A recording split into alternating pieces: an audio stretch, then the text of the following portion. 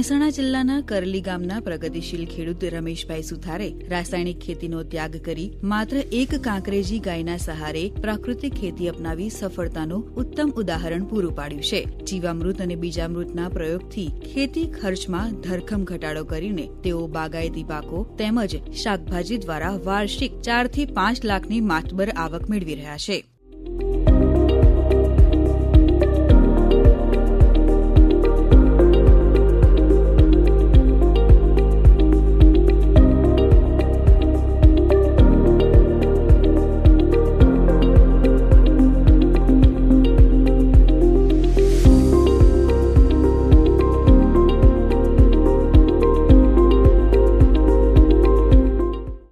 2012 થી મેં પ્રાકૃતિક કૃષિમાં એક પાલેકરની કૃષિને મેં શિબિરો 4-5 શિબિરો ભરી।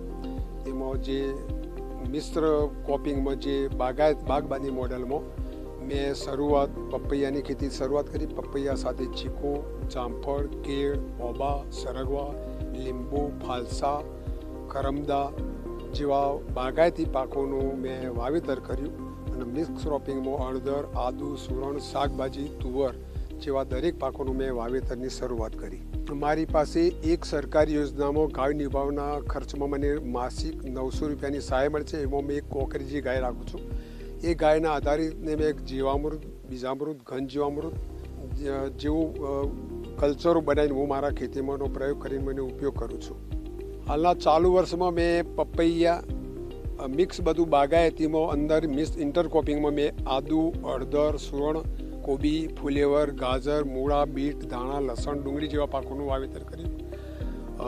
બીજા ખેતરમાં મેં વરિયાળી, દિવેલા, યલો મસ્ટર્ડ એટલે પીળા સરસવ દરેક પાકોનું વાવેતર કરી મારું અત્યારે સફળ મેં મારું મોડલ બનાવ્યું છે અને એનું ઉત્પાદન અને મારું આ વર્ષનો પ્રોફિટ કદાચ 4 થી 5 લાખ જેવો મારો પ્રોફિટ થશે।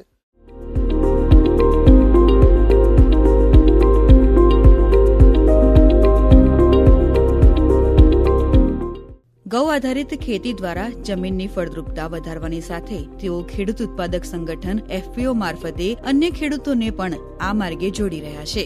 રમેશભાઈની આ ઝેર મુક્ત ખેતીની ગાથા પર્યાવરણના જતન અને ખેડૂતોના આર્થિક સ્વાવલંબન માટે ખરા અર્થમાં પ્રેરણારૂપ છે।